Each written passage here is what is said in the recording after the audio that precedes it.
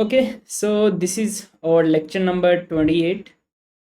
और last lecture में I guess मैंने आपको कुछ सवाल दिए थे। किसी ने ट्राई किए ये सारे सवाल? 2 सवाल दिए थे। तो ये सवाल क्या आपने ट्राई किए या नहीं किए?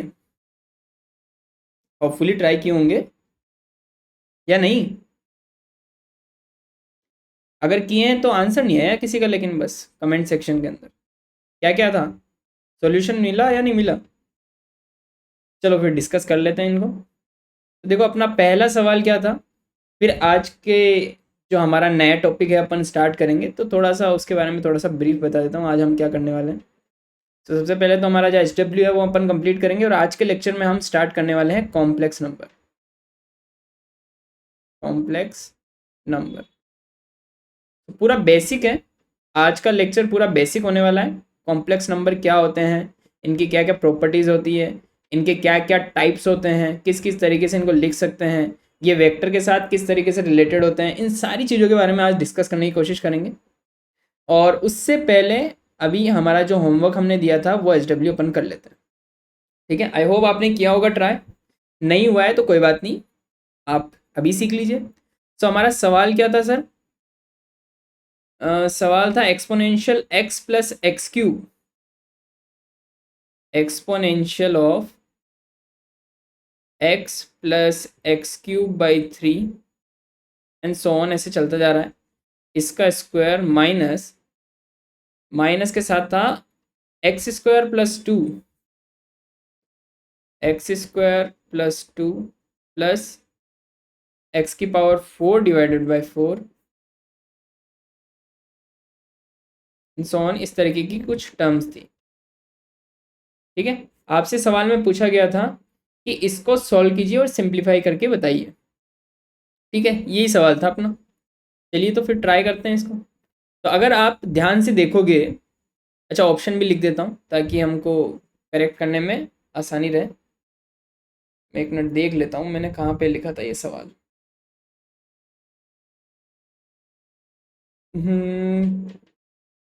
टेलर सीरीज ना,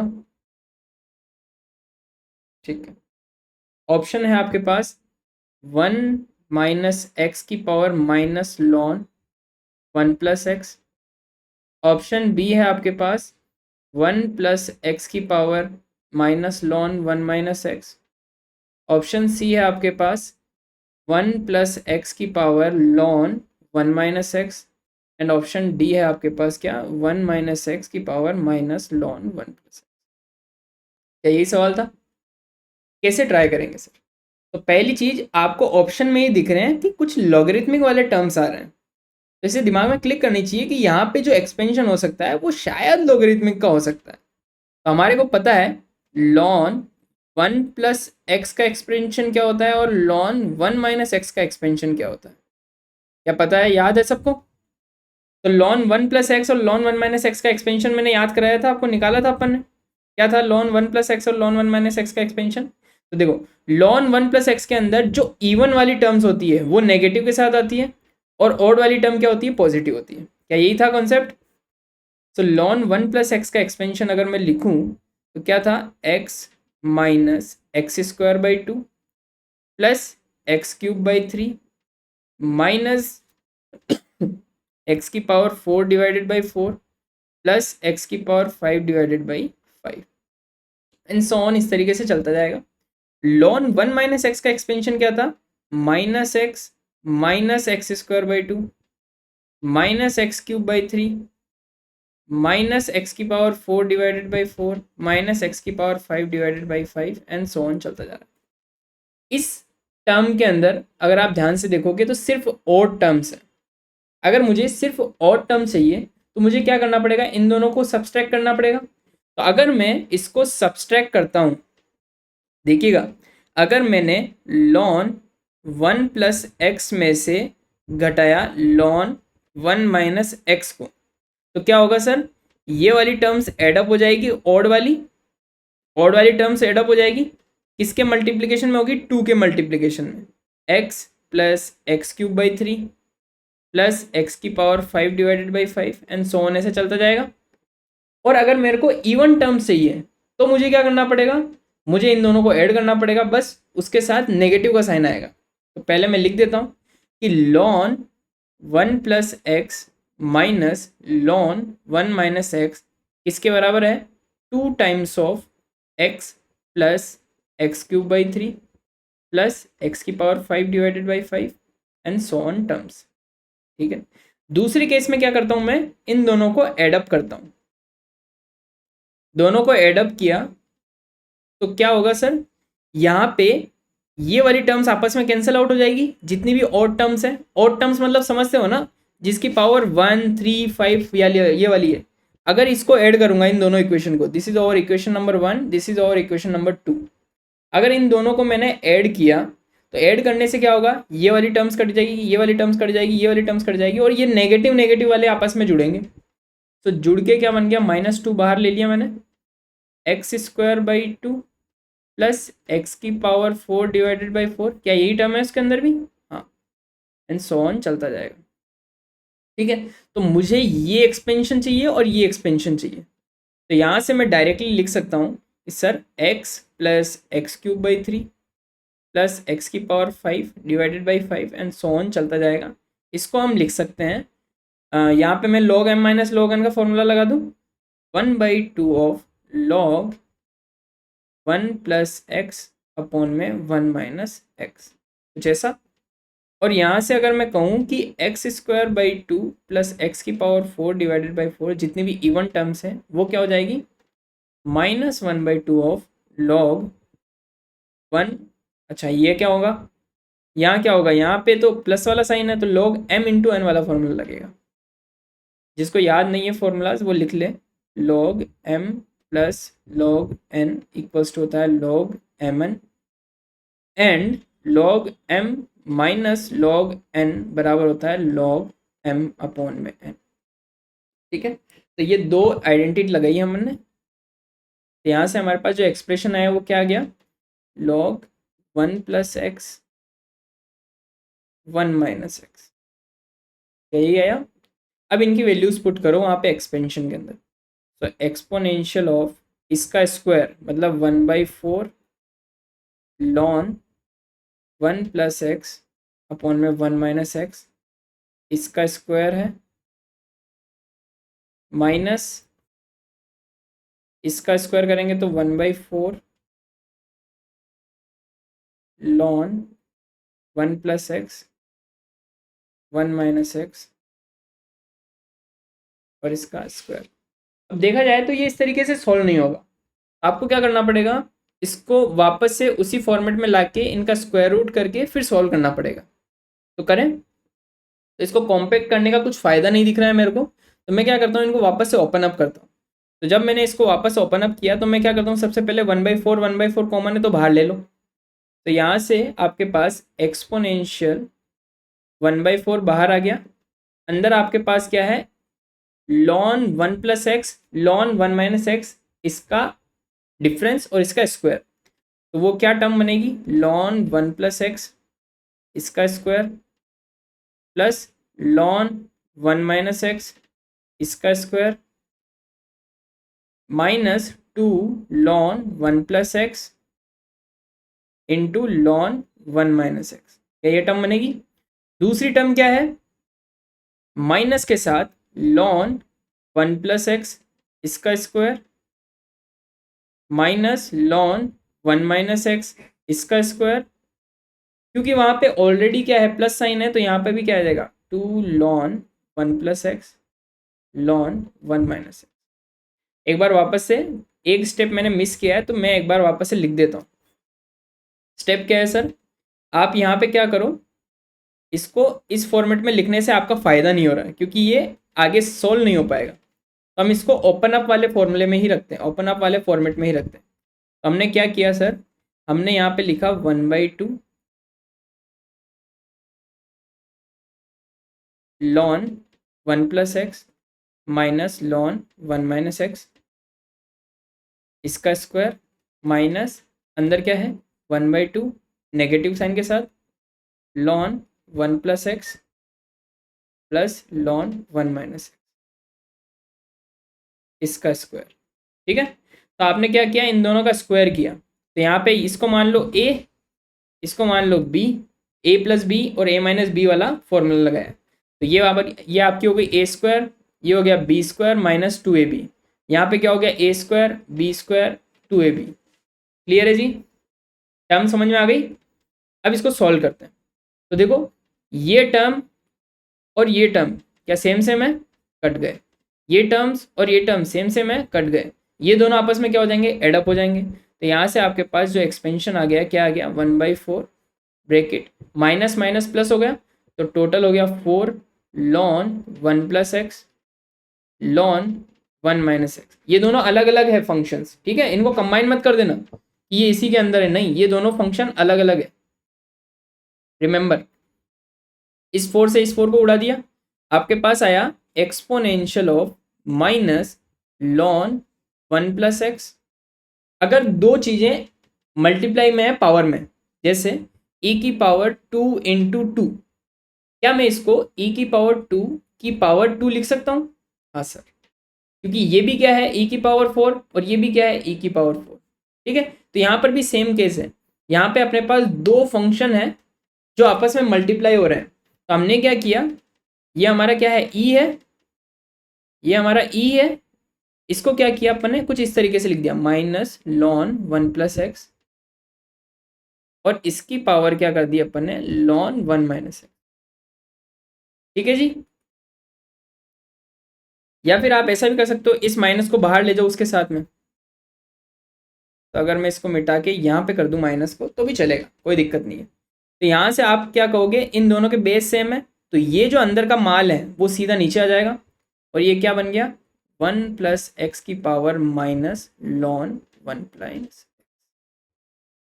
अब आपको ऑप्शन देख के अपने आंसर को लाना पड़ेगा। तो देख लो अगर ये ऑप्शन मैच कर रहा है क्या, 1 प्लस एक्स और ऊपर माइनस ln 1 माइनस एक्स, तो 1 plus x ln 1 minus x, तो ऑप्शन नंबर। काफ़ी अच्छा सवाल है, अगर जेस्ट में आता है तो 6 या 7 नंबर का सवाल आता है। लास्ट टाइम ऐसा ही हुआ था, लास्ट नहीं 2023 की बात कर रहा हूँ। 2023 में ऐसे सवाल अगर आए थे तो वो 6 नंबर के आए थे, देख लीजिए। क्लियर है जी, चीज़ समझ में आई किस तरीके से एक्सपेंशन यूज आते हैं किसी भी इनफाइनाइट सम्स वाली सीरीज को सॉल्व करने के लिए। डन।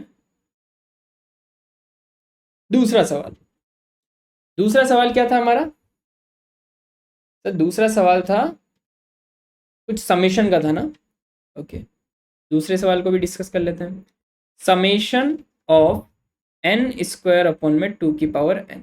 अब यहाँ पे मैथमेटिक्स नहीं लगानी, यहाँ पे लॉजिक लगाना है आपको। थोड़ी सी आपकी जो अप्रोक्सीमेशन वाली जो टेक्निक है वो यहाँ पे काम आएगी। ये है इनफाइनाइट तक। ऑप्शन ए आपका क्या है, π²/6। ऑप्शन बी है आपके पास 3। ऑप्शन सी है आपके पास 1/2 और ऑप्शन डी है आपके पास 6। ऑल्दो आप इसको पूरा एक्सपेंशन इसके क्या क्या होते हैं वो याद रख सकते हो। दूसरा तरीका एकदम शॉर्ट वो बताऊंगा मैं आपको, इसको सिर्फ आप अप्रोक्सीमेट करके भी टिक लगा के आगे निकल सकते हो। ठीक है, तो ये वाला अपने अंदर लाओ, ये वाली चीज़ भी। तो अगर मैं इसको थोड़ा सा एक्सपेंड करके लिखूं तो ये क्या बनेगा, जब n की वैल्यू 1 रखूंगा तो क्या आएगा, 1 की पावर 2 डिवाइडेड बाई 2 की पावर 1, प्लस अगला टर्म क्या होगा, 2 की पावर 2 डिवाइडेड बाई 2 की पावर 2। अगला टर्म 3 की पावर 2 डिवाइडेड बाई 2 की पावर 3। अगला टर्म 4 की पावर 2 डिवाइडेड बाई 2 की पावर 4। अगला टर्म 5 की पावर 2 डिवाइडेड बाई 2 की पावर 5 एंड सो ऑन, ऐसे चलते जाएंगे टर्म्स।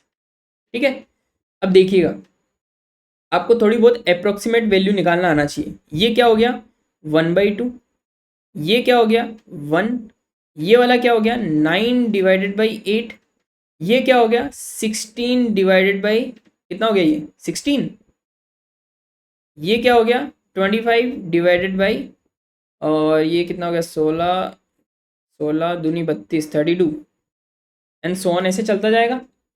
अब जरा ध्यान से देखिएगा, इसकी वैल्यू अप्रोक्स कितनी 0.5, इसकी वैल्यू कितनी 1, इसकी वैल्यू कितनी होगी 1.1 समथिंग, इसकी वैल्यू कितनी होगी 1, और इसकी वैल्यू कितनी होगी अप्रोक्स तीनों आठों 24, 0.7 something, right, and so on, ऐसे चलता जाएगा। अब देखना, अगर आप इसको ऐड करते हो 1 1 1 3.1, ये 3.1 हो गया, 7 और 12 1.2, तो 3.1 प्लस 1.2 एंड सो ऑन। अभी तक और टर्म्स जोड़ रहे हैं और सारी टर्म्स पॉजिटिव है, तो यहां से अगर आप काउंट करोगे तो ये क्या आ रही है value, this value is greater than 4.3 approximate. अब ऑप्शन चेक करना, ये क्या है आपके पास, पाई स्क्वायर, पाई की वैल्यू कितनी होती है 9, पाई स्क्वायर की वैल्यू अप्रोक्स 10 मान सकते हो, 10/6 कितना आ रही है 1 पॉइंट समथिंग, ये क्या है 3 पॉइंट समथिंग, ये क्या है 0.5 समथिंग, बचा कौन ऑप्शन। क्या ये हो सकता है क्या, नहीं, क्योंकि वैल्यू तो ऑलरेडी 4 से बड़ी आ रही है। क्या ये हो सकता है क्या, नहीं, ये भी नहीं हो सकता, ये भी नहीं हो सकता, ऑप्शन क्या है 6। तो कभी कभी आपके पास ऐसे सवाल भी आएंगे टीआईएफआर के अंदर, जिनको सिर्फ आपको थोड़ा सा एक्सपेंड करके और थोड़ा सा लॉजिक लगा के, हाँ भाई इसकी अप्रोक्सीमेट वैल्यू ये हो सकती है, फटाफट से हलवे की तरह सवाल आएंगे, ऐसे परोसे जाएंगे आपको, आपको सिर्फ खाना है, समझे। ये सवाल कराने का लॉजिक यही था कि आपकी इस टाइप की थिंकिंग भी आए आपके दिमाग में कि हाँ इसको इस तरीके से भी किया जा सकता है, अगर आपको एक्सप्रेशन नहीं पता है। ठीक है जी, ध्यान रखिएगा, इंपॉर्टेंट है। एट द एंड अपने को मार्क्स चाहिए, मार्क्स कैसे भी हो, ठीक है। चलिए जी, अब शुरू करते हैं हमारा आज का topic, which is complex number. Already आपको पता ही है इसके बारे में, 11th-12th में आपने पढ़ाई है कॉम्प्लेक्स नंबर क्या होता है, तो मैं इतना वापस से आपको बेसिक में ले जाके नहीं समझाऊंगा चीज़ें, सीधी एप्लीकेशन पार्ट के ऊपर चलेंगे। थोड़ा सा ब्रीफ दे देता हूँ, जो अगर मान लो मैथ्स या फिर फिजिक्स डोमेन से नहीं है उन लोगों के लिए। तो देखो, कॉम्प्लेक्स नंबर का फॉर्मेट होता है कुछ इस तरीके से, इसमें क्या होता है a प्लस आयोटा बी, जिसमें a क्या है आपका रियल, b क्या है रियल, और iota is a complex number, इसको बोलते हैं आई मीन्स आयोटा। और ये कहाँ से आता है, इस आयोटा का आने का एक पीछे का कारण है ये इक्वेशन, x² + 1 = 0। ये आयोटा का कह सकते हो ओरिजिन वाली इक्वेशन, यहाँ से आयोटा आया था, क्योंकि आप इस इक्वेशन को सॉल्व नहीं कर सकते, नहीं सॉल्व कर सकते, तो मैथमेटिशियन ने क्या बनाया, एक नया टूल बनाया। क्या, ये टूल है इमेजिनरी नंबर्स। इनिशियल के अंदर क्या था, इसको एक्सेप्ट नहीं किया था कई लोगों ने, कौन ही करेगा, ऐसी चीज कहाँ से पॉसिबल है। आप क्या कर रहे हो बेसिकली, सोचिएगा इसके बारे में, x² = -1 है, मतलब आप दो नंबर ले रहे हो, वो कुछ भी हो सकते हैं, उन दो नंबर को आपने मल्टीप्लाई किया और आंसर आ रहा है नेगेटिव, सेम नंबर को आप मल्टीप्लाई कर रहे हो और आंसर आ रहा है नेगेटिव, बिल्कुल इलॉजिकल है। लोग कैसे एक्सेप्ट करेंगे उस टाइम पे, 70s की बात है ये, उस टाइम पे किसी ने एक्सेप्ट नहीं किया था इस चीज़ को। बट जब आज अपन देखते हैं इसके एप्लीकेशन बहुत जगह पर है, पूरी इलेक्ट्रॉनिक्स के अंदर आप अगर देखोगे ना, इलेक्ट्रॉनिक्स के अंदर जब आप LCR सर्किट पढ़ोगे, LR सर्किट पढ़ोगे, तो वहाँ पे रिएक्टेंस और रेजिस्टेंस इन दोनों को कंबाइन करके सॉल्व करने के लिए पूरी कॉम्प्लेक्स नंबर यूज होता है। और लीजिए, क्वांटम मैकेनिक्स में आपका वेव फंक्शन जो होता है वो आप कॉम्प्लेक्स फॉर्मेट में यूज करते हो, क्यों, क्योंकि वो इजी टू हैंडल होता है। और सुनिए, कंप्यूटर ग्राफिक्स के अंदर भी क्या आती है, पूरी कॉम्प्लेक्स नंबर ही आती है, पूरी कॉम्प्लेक्स एल्गोरिथम काम में आती है। तो इसका यूज जो है ना, इसका एप्लीकेशन अब जाके काम आ रहा है। अगर मान लीजिए उस टाइम पे इसको, इस कॉन्सेप्ट को नकार दिया जाता, इसको ख़त्म कर दिया जाता, कि ऐसे सोचने वाले लोगों को ही निपटा दिया जाता, तो आज इतनी जो बड़ी टेक्नोलॉजी बनी है ना हमारे पास, वो नहीं बन पाती। इसका हिस्टोरिकल बैकग्राउंड बहुत इंपॉर्टेंट है, ठीक है, तो ध्यान रखिएगा इसके बारे में। ठीक है सर, हमें क्या करना है, हमें आज ये पढ़ना है। चलिए शुरू करते हैं। सो कॉम्प्लेक्स नंबर बेसिकली क्या है आपके पास, जस्ट क्विकली बिगिन। तो हमारे पास जो कॉम्प्लेक्स नंबर है उसकी थोड़ी सी डेफिनेशन भी बता देता हूँ आपको। ए नंबर विच हैज फॉर्म, कैसी फॉर्म रखता है, a number which has a plus iota b form is called complex number. Not a and b are real. Important है, ठीक है, क्योंकि अगर b इमेजनरी हो गया तो ओवरऑल आप देखोगे तो ये पूरा कॉम्प्लेक्स नंबर न रखे ये रियल बन जाएगा. केसेस, अगर इफ a इक्वल्स टू 0 है. अच्छा, दूसरी चीज, एक और चीज बता देता हूँ, इसको डिनोट कैसे करते हैं. It is denoted by z. मैं z को इस तरीके से नहीं लिखता क्योंकि ये कभी कभी 2 जैसा दिखता है, तो मैं इसको कट करके दे देता हूँ. ठीक है, मेरा लिखने का तरीका कुछ इस तरीके से है z को, तो आप अपनी इच्छा से देख लीजिएगा, क्योंकि क्या है ना, मैं अगर जल्दी में लिख दिया तो ये मेरे लिए भी z है, ठीक है, बट किसी के लिए ये 2 भी हो सकता है. तो इस वजह से मैं z को स्पेसिफाई करने के लिए मैं कट कर देता हूँ बीच में से, तो आप थोड़ा सा देख लीजिएगा, अपने हिसाब से लिख लीजिएगा. आपको z लिखना है बेसिकली. स्टैंडर्ड बुक्स के अंदर ये सिंबल है, ठीक है, आप अपने हिसाब से देख लेना. मैं मेरी सहूलियत के लिए इसको z कट बोलता हूँ. ठीक है, तो z क्या है, z is a symbol of complex number. That means अगर मैं यहाँ पे लिखूँ z इक्वल्स टू, क्या होगा ये, a प्लस आयोटा b. ठीक है जी. दूसरी चीज, इफ a इक्वल्स टू 0 तो z क्या हो गया, आयोटा b. मतलब ये जो कॉम्प्लेक्स नंबर है this is called purely imaginary. क्यों, क्योंकि इसमें रियल पार्ट नहीं है, क्योंकि रियल पार्ट ये है, ये हमारा इमेजिनरी पार्ट है. This is real, this is imaginary. ठीक है sir. If b equals to 0 then z equals to क्या हो गया, a. This is called purely real. कहने का कोई सेंस नहीं है, मतलब रियल कह सकते हो, इट इज रियल. ठीक है, ये बात हो गई. ओके सर, अब इसका देखते हैं ज्योमेट्रिकल रिप्रेजेंटेशन क्या होता है. सो लिखिए ज्योमेट्रिकल रिप्रेजेंटेशन. जब ज्योमेट्रिकल रिप्रेजेंटेशन की बात होती है तो ये basically as a vector behave करते हैं. बहुत बारीक चीज है, बट अगर आप सही ढंग से इसको देखोगे ना तो ये आपको वेक्टर जैसा ही दिखेगा. सारे एडिशन, सब्सट्रैक्शन, मल्टीप्लिकेशन तो नहीं कह सकते, बट एडिशन और सब्सट्रैक्शन वाले जो रूल्स हैं वो सारे इसके अंदर कैसे फॉलो हो रहे हैं, जैसे कि वेक्टर्स के अंदर फॉलो होते हैं. ठीक है, तो इसको भी आप उसी तरीके से रिप्रेजेंट कर सकते हो. लेट्स से आपके पास कॉम्प्लेक्स नंबर है z equals to a plus iota b. ठीक है, तो आप ध्यान क्या रखोगे, ये वाला पार्ट है आपका real part and this is और इमेजिनरी पार्ट. ठीक है, जैसे हमारे पास वेक्टर के अंदर हुआ था v बराबर, जैसे मान लीजिए ये v एक वेक्टर है,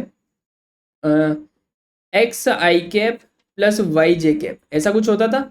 वहां पे अपन क्या बोल देते हैं वेक्टर के अंदर, कि हमारे पास आई कैप एक डायरेक्शन है, जे कैप एक डायरेक्शन है, उसके अंदर एक्स वाई एक पॉइंट है. ठीक है, जिसको वेक्टर आता है वो आराम से इसको खेल लेगा. ये हमारा आई कैप डायरेक्शन, ये हमारी जे कैप डायरेक्शन, इसके अंदर एक्स वाई एक पॉइंट है, तो अपन उसको इस तरीके से बताते थे कि this is over x y point.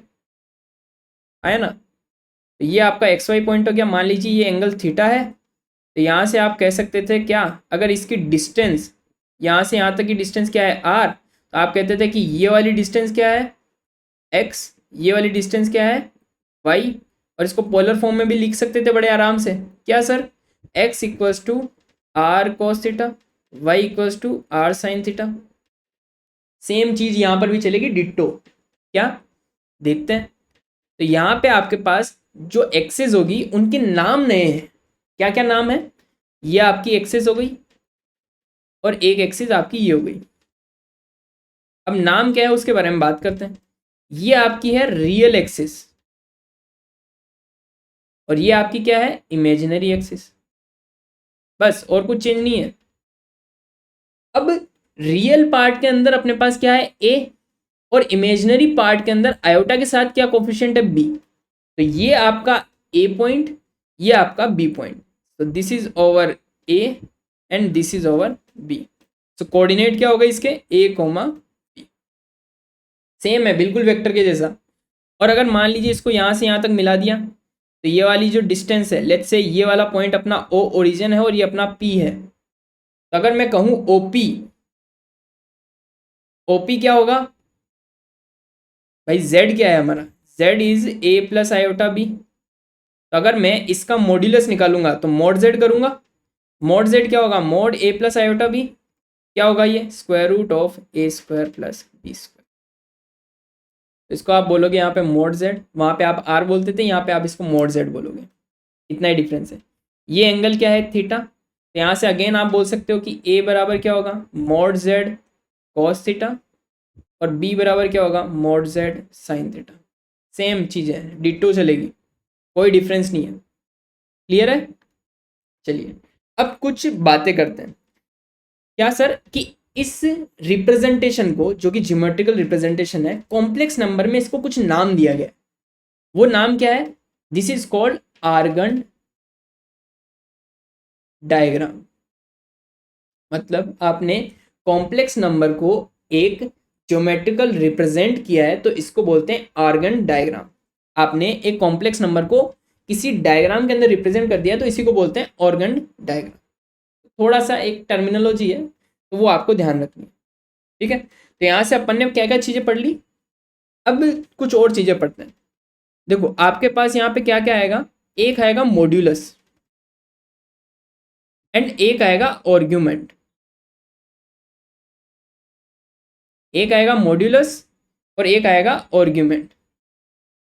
क्या दोनों में डिफरेंस है, इसके बारे में बात करते हैं।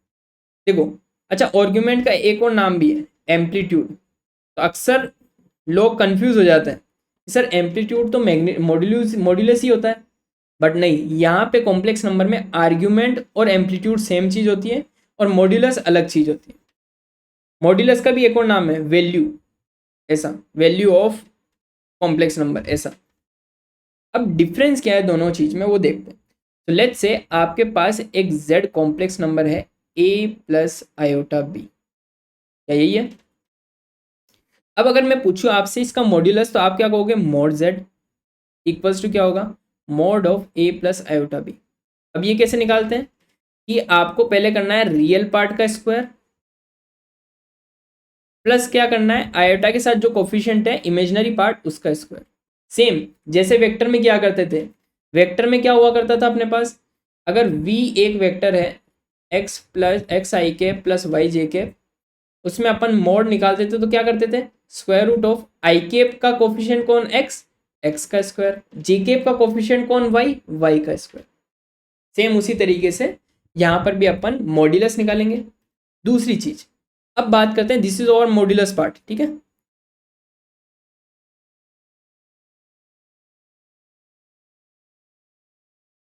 अब बात करते हैं आर्ग्यूमेंट की। सो आर्ग्यूमेंट बेसिकली एंगल का ही एक नया नाम है, कि ये किस एंगल के साथ सब्सटेंड करना है, एक्स एक्स के साथ, that is over called argument, MENT। तो आर्ग्यूमेंट क्या है, द एंगल, उसी डायग्राम को अगर मैं मान लूँ, ये वाला डायग्राम है अपना, the angle OP max with x axis या फिर real axis, the angle OP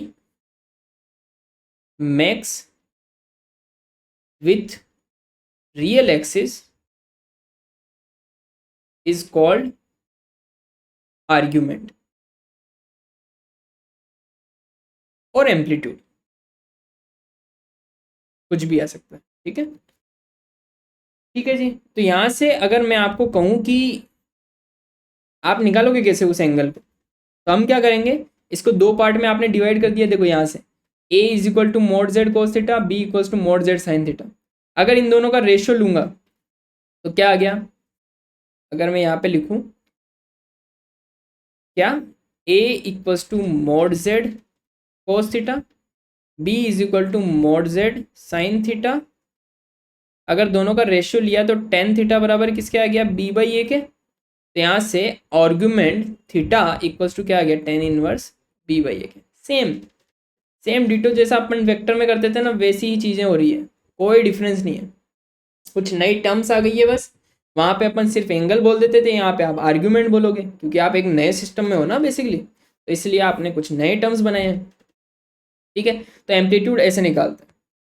ठीक है, अब थोड़ा सा मैं एक छोटी सी चीज़ भी बताई देता हूँ कि हाँ भाई इसके अंदर सब्सट्रैक्शन कैसे करते हैं। तो लेट्स से आपके पास Z1, ये क्या है, इसके लिए क्या टॉपिक बना है, ऐसे एक सवाल कर लेते हैं। Z1 बराबर आपके पास है 3/4 माइनस 7/3 आयोटा, एंड Z2 बराबर है आपके पास क्या, माइनस का 5/3 प्लस 11/5 आयोटा। आपसे क्या बोल रहा है कि Z1 माइनस Z2 निकालिए, जैसे बच्चों वाला सवाल है, Z1 माइनस Z2 निकालिए। क्या करोगे, क्या करोगे, Z1 माइनस Z2। Z1 को लिखा 3/4 माइनस 7/3 आयोटा, माइनस माइनस का 5/3 प्लस 11/5 आयोटा। दोनों को आपस में क्या किया, सब्सट्रैक्ट किया। 3/4 minus 7/3 iota, minus minus plus 5/3 minus 11/5 iota. अब ध्यान क्या रखना है कि रियल पार्ट से रियल पार्ट घटेगा और इमेजिनरी पार्ट से इमेजिनरी पार्ट घटेगा, बस यही ध्यान रखना है। जैसे अपन वेक्टर में करते थे, कोई भी दो वेक्टर को अपन घटा रहे हैं तो अपन क्या करते थे, आई केप वाला आई केप के साथ जाएगा, जे केप वाला जे केप के साथ जाएगा। सेम यहाँ पर भी होगा। सो 3/4 प्लस 5/3 ये एक साथ आ गए, माइनस आयोटा 7/3 प्लस 11/5। अब इनको सॉल्व कर लो, तो यहाँ से कितना आ गया, 9, 25, 9 और 20 कितना हो गया, 29 डिवाइडेड बाई 12। और ये कितना हो जाएगा, 35 और 33, 70 में से 2 कम, 68, 68 डिवाइड बाई 15। तो ये आपका आंसर आ जाएगा, सिंपल। ठीक है, ओके जी। चलिए, तो अपन ने मॉड्यूलस के बारे में बात कर ली, आर्ग्यूमेंट के बारे में बात कर ली, और सब्सट्रैक्शन एडिशन इसके बारे में बात कर ली, ऑर्गन प्लेन के बारे में बात कर ली। अभी तक ये सारी चीज़ें बात कर ली अपन। अब देखते हैं थोड़ा सा आयोटा के बारे में बात करते हैं, आयोटी की क्या क्या प्रॉपर्टीज़ है। प्रॉपर्टीज़ ये आपको भी पता ही है, बस लिखा आ रहा हूँ, सभी को याद होगा। क्या प्रॉपर्टी है, पहली चीज़ तो आयोटा होता क्या है, iota is square root of -1, सभी को पता है इस बारे में तो। अच्छा सर, अब अगर मैं यहाँ पे इसका स्क्वायर करूँ तो आयोटा स्क्वायर क्या होगा, square root of -1 square root of -1 कितना हो गया, -1। दैट मीन्स आयोटा स्क्वायर की वैल्यू क्या होती है, आयोटा स्क्वायर की वैल्यू होती है -1। ठीक है sir, well and good.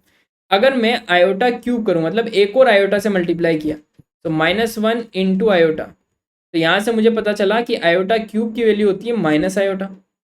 Okay sir, iota की पावर 4 है, तो माइनस आयोटा इंटू एक और आयोटा का मल्टीप्लाई कर दिया, तो यहाँ से क्या आ गई है, माइनस का आयोटा स्क्वायर, और मुझे पता है आयोटा स्क्वायर क्या होता है, -1 माइनस माइनस कितना हो गया, प्लस। तो आयोटा की पावर 4 बराबर किसके आ गया, 1। ये 3-4 चीज़ें आपको पता होनी चाहिए बस, और कुछ नहीं है, ये ध्यान रखिए। This is the property of iota, that's it. Clear, मतलब आयोटा का मान क्या होता है, √-1। आयोटा का स्क्वायर कर दिया तो क्या हो गई वैल्यू, -1। आयोटा क्यूब किया तो क्या हो गया, माइनस आयोटा। आयोटा की पावर 4 किया तो 1। सवाल कैसे आ सकता है इसके ऊपर, उसके बारे में बात करें। तो लिखिए सवाल, सिंप्लीफाई द फॉलोइंग।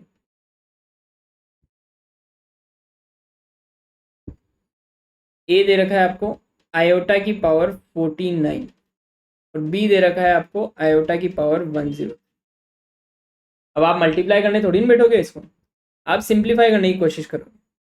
ठीक है, कि आप आयोटा को 49 बार मल्टीप्लाई कर रहे हो फिर देख रहे हो कि आंसर क्या आ रहा है, ये नहीं करना है। क्या करना है, लॉजिक लगाना है। हमें पता है आयोटा की पावर 4 किसके बराबर होता है, 1 के। ठीक है, तो अब मुझे 49 को 4 के पार्ट में तोड़ना है। तो मैंने क्या किया, 49 में 4 का भाग दिया, 49 4 का भाग दिया, एक बार गया 4 0। सर ये क्या सिखा रहे हो, भाग देना? ये तो आता है हमें। ओके आता है तो बचा क्या 1। तो इसका मतलब 49 को आप लिख सकते हो 4 इंटू 12 प्लस 1। ठीक है। अब अगर मैं यहाँ पे लिखूँ आयोटा की पावर 49, आयोटा की पावर 49, इसको मैं क्या लिख सकता हूँ, आयोटा की पावर 4 इंटू 12 प्लस 1। इसको और मैं कैसे लिख सकता हूँ, आयोटा की पावर 4 की पावर 12 डॉट आयोटा की पावर 1। अच्छा आयोटा की पावर 4 कितना होता है सर, ये तो 1 होता है। 1 की पावर कितनी है 12, उसके साथ कौन है आयोटा। 1 की पावर चाहे 12 हो चाहे 25 हो या 55 हो, आंसर क्या रहेगा 1। इसका मतलब फाइनल आंसर क्या है आयोटा। तो आयोटा की पावर 49 क्या है एक्चुअल में, आयोटा ही है। आंसर √-1। समझे? ये वाला आप खुद कीजिएगा। HW जो भी आंसर आए फटाफट से कमेंट बॉक्स के अंदर टाइप कीजिएगा। चले और नई चीजें सीखें कुछ। चलिए अब बात करते हैं कॉन्जुगेट की। Conjugate of complex number. बड़ी आसान सी चीज है, क्या, प्लस को माइनस कर दो। क्या सर क्या सर क्या सर, फिर से बोलिए। अगर आपके पास कोई कॉम्प्लेक्स नंबर है z a plus iota b, अगर आपको इसका कॉन्जुगेट पूछ ले, आपको क्या करना है, इमेजिनरी पार्ट का साइन चेंज कर दो। अगर मैं कॉन्जुगेट बोलूं, कॉन्जुगेट ऑफ z, तो क्या करना है, a इमेजिनरी पार्ट का साइन चेंज करना है, मतलब b अब क्या बन जाएगा माइनस का b। बस खत्म का, दिस इज योर कॉन्जुगेट। अगर इसकी मैं थ्योरी लिखाना चाहूँ तो क्या, complex number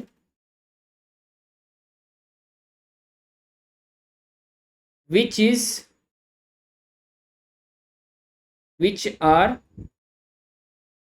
differ by the sign of imaginary part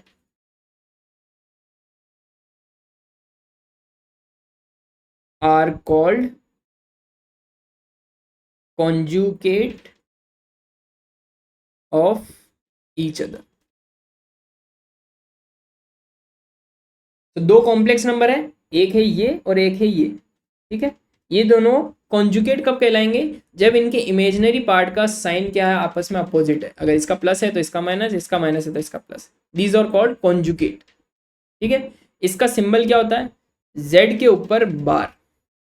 so if example के लिए अगर आपका कॉम्प्लेक्स नंबर है 3 + 4 आयोटा और आपसे पूछा कि इसका कॉन्जुगेट कॉम्प्लेक्स नंबर क्या होगा, तो z बार आप क्या लिखोगे 3 - 4 आयोटा। समझ गए? बस इतना ही है कॉन्जुगेट। अब कुछ प्रॉपर्टीज के बारे में बात कर लेते हैं। जैसे मल्टीप्लिकेशन की और डिवाइड की कुछ प्रॉपर्टीज है। लेट्स से आपके पास दो कॉम्प्लेक्स नंबर, आपने क्या किया, इन दोनों को मल्टीप्लाई किया। सो z1 डॉट z2, अगर आप इसका मोड निकालोगे तो आप इसको लिख सकते हो डायरेक्टली z1 का मोड z2 का मोड। ठीक है।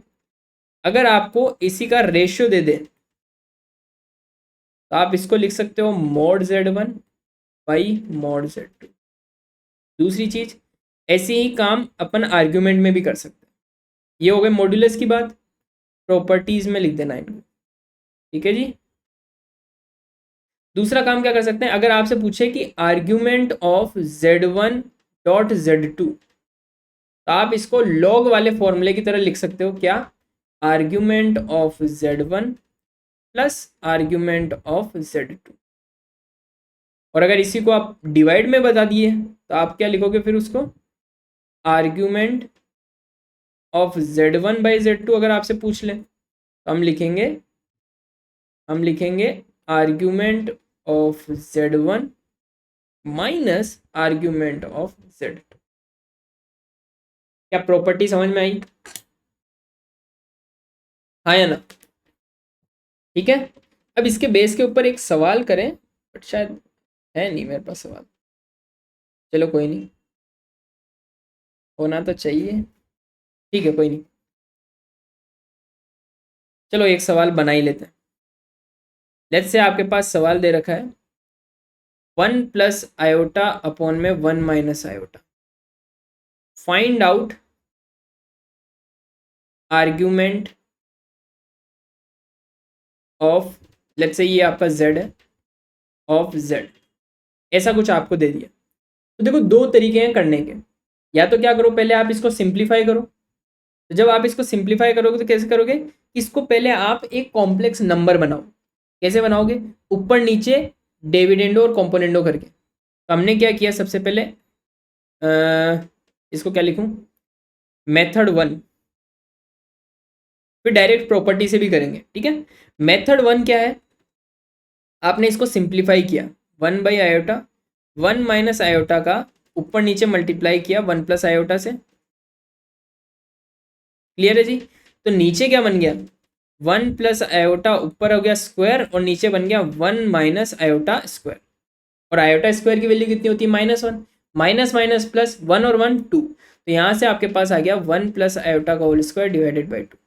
अब इसको आप कॉम्प्लेक्स नंबर के फॉर्मेट में लिखोगे तो आपका z क्या है, 1 + i² डिवाइडेड बाई 2 बराबर किसके होगा, 1 + i² plus 2i divided by किसके, 2 के। ये कितना आ गया, i² की वैल्यू वापस -1, 1 - 1 plus 2i divided by 2, cut गया, 2 से 2 कट गया, आंसर कितना आ गया, आयोटा। सो ये क्या है आपके पास, आयोटा। अब आपसे पूछा है आर्ग्यूमेंट ऑफ z, तो आप क्या लिखोगे, tan−1 b/a। इसको कंपेयर करोगे किससे, a + i b से, b/a। अब मुझे देख के बताइए b क्या है यहाँ पे, सर b तो क्या है आपका 1, और a क्या है यहाँ पे 0। तो ये तो 1/0 है, मतलब इन्फाइनाइट। और tan∞ की वैल्यू कितनी होती है, यानी इनफाइनाइट किस एंगल के ऊपर होती है, बेसिकली मैं वो पूछना चाह रहा हूँ। थीटा की किस वैल्यू के ऊपर tan आपका इनफाइनाइट होता है। अगर आपको ग्राफ याद है, ठीक है, तो वो गाना याद है आपको, ऋतिक रोशन की एक मूवी है ख्वाजा मेरे ख्वाजा वाला, उसमें जैसे वो डांस करते हैं, एक हाथ ऊपर एक हाथ नीचे, कुछ ऐसा। ठीक है, तो उसी तरीके का ग्राफ होता है tan का। जब आप देखोगे कि इनफाइनाइट कहाँ पे हो रही है, π/2 पे, तो ये आपकी एंगल क्या हो गया, π/2। ठीक है, तो आंसर आना चाहिए ये। अब प्रॉपर्टी यूज करते हैं। ठीक है, मेथड 2 कितना आसान से हो जाएगा देखना। आपके पास z है क्या, 1 + i अपॉन में 1 - i, क्या यही है। आर्ग्यूमेंट ऑफ z क्या होता है, argument of z1 minus argument of z2, जहाँ z1 z2 क्या है आपका ये। तो आर्ग्यूमेंट ऑफ z1 क्या है, 1 + i, आर्ग्यूमेंट ऑफ z2 क्या है, 1 - i। आर्ग्यूमेंट ऑफ 1 + i यहाँ पे क्या आएगा, tan−1 b/a 1/1, tan−1 b/a -1 1। तो 1 कब होती है, π/4 पे, -1 कब होती है, माइनस का π/4 पे, टोटल क्या हो गया, π/2। क्या आंसर सेम आ रहा है, पर देखो कितने स्टेप बच गए आपके, आपको कितनी कैलकुलेशन नहीं करनी पड़ी। ठीक है, तो ये फायदा है प्रॉपर्टी। होप आपको क्लियर हुआ होगा अच्छे से, आया ना भाई। आज कौन कौन है क्लास के अंदर, अटेंडेंस नहीं लगाते हो आप लोग, ये तो बहुत गलत बात है, ये तो बिल्कुल भी अच्छी बात नहीं है। अटेंडेंस तो लगाया कीजिए। चले भाई आगे, एक छोटी सी चीज और बताते हैं बस, और आज अपना कॉम्प्लेक्स नंबर का बेसिक बेसिक काम कंप्लीट हो जाएगा। फिर अपन कॉम्प्लेक्स इंटीग्रेशन में अंदर स्विच करेंगे। ठीक है, वहाँ पे और भी अच्छी अच्छी चीज़ें आपको सीखने को मिलेगी, कन्फॉर्मल मैपिंग, बहुत सारी चीज़ें अपन पढ़ेंगे, बहुत मज़ा आएगा। शुरू करें, एक छोटी सी चीज़ और रह रही है, उसके अंदर डिस्टिंग्विशमेंट में थोड़ी सी दिक्कत होती है कई बार। तो वो मैं क्लियर कर देता हूँ। देखो, एक होता है आपका एंगल, एंगल वैल्यू, और एक होता है प्रिंसिपल वैल्यू। अक्सर कॉम्प्लेक्स नंबर में आपसे प्रिंसिपल वैल्यू पूछ ली जाती है और आप गलत लिख के आ जाते हो। उसमें आप डिफरेंस सीख के जाइए, फायदा रहेगा। देखो, एंगल क्या होता है? एंगल होता है रियल एक्सिस के साथ मेजर किया हुआ, किस डायरेक्शन में? Anti clockwise. तो अगर आपके पास ये आपका ऑर्गन प्लेन है, इसके अंदर मान लीजिए ओपी आपका कुछ इस तरीके से है, ये पी, ये ओ, ठीक है। तो ये एंगल आप ऐसे मेजर करोगे एंटी क्लॉकवाइज डायरेक्शन में। घड़ी की सुई कैसे चलती है? क्लॉकवाइज। ऐसे आप जा रहे हो एंटी क्लॉकवाइज, ठीक है। तो इस तरीके से आप एंगल मेजर करते हो, और ये मेजरमेंट यहाँ पे थीटा, अगर आपका वेक्टर यहाँ है तो आप एंगल कैसे मेजर करोगे? कुछ इस तरीके से। अगर आपका थीटा कहाँ है? यहाँ है, तो एंगल कैसे मेजर करोगे? स्टिल यहाँ से जाओगे और यहाँ पे, ठीक है। ये है एंगल वैल्यू। प्रिंसिपल वैल्यू क्या होती है? प्रिंसिपल वैल्यू का डोमेन होता है 0 to पाई या 0 to -पाई। पाई से ज़्यादा नहीं जाएगा और -पाई से कम नहीं जाएगा, ठीक है। तो इस केस में मेजरमेंट कैसे चेंज होता है वो देख लीजिए बस, और कुछ है नहीं इसके अंदर। बड़ी टेढ़ी लाइन गई है। Okay, my line are very straight. Okay, देखो, अगर आपसे पूछे, इन्हीं इन्हीं वेक्टर्स के बारे में बात कर लेते हैं। सो अगर ये OP1 है, ये OP2 है, और ये OP3 है, तो मैं एक बार वापस से ड्रॉ कर लेता हूँ। OP1, this is your OP1, और इसी को दूसरे कलर से करते हैं, दिस इज योर OP2। ठीक है, मैं थोड़ा सा डिफरेंट बनाने की कोशिश कर रहा हूँ। अरे ये कर्व शेप क्यों बन रहा है?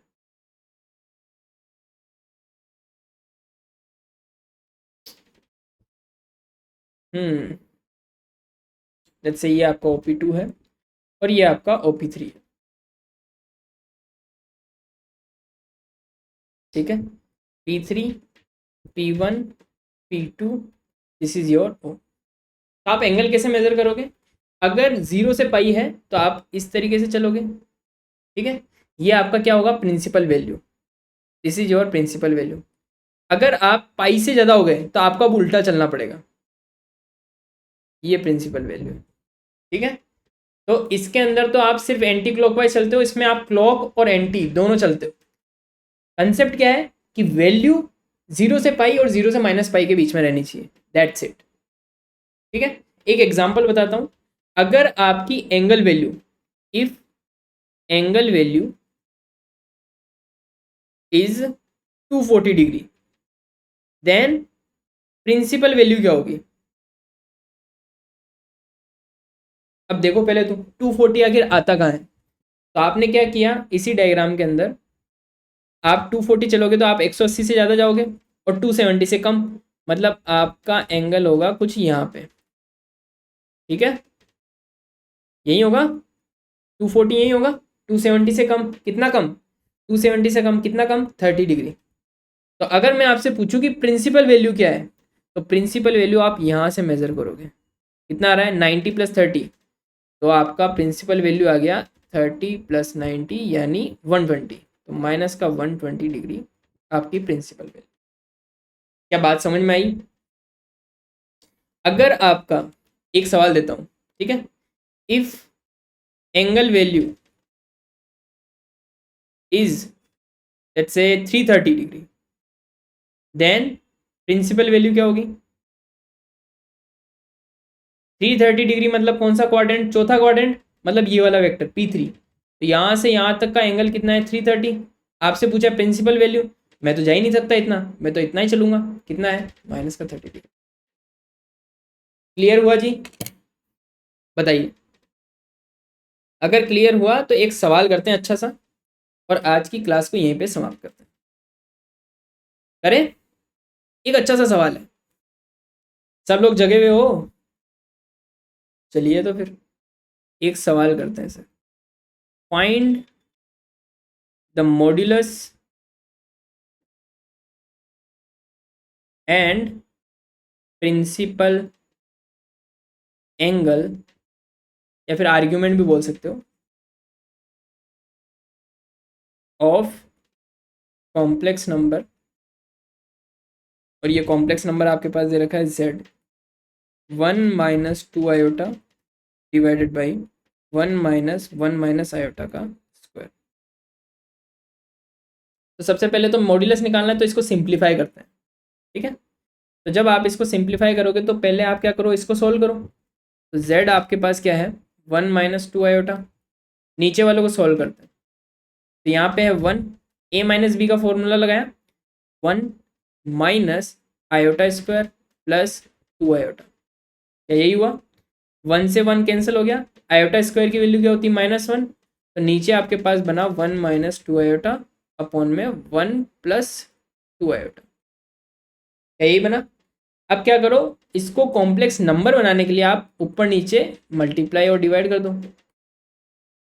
तो ऊपर क्या बन गया, 1 - 2i का होल स्क्वायर, नीचे क्या बन गया, 1 का स्क्वायर -4i², और i² की वैल्यू -1।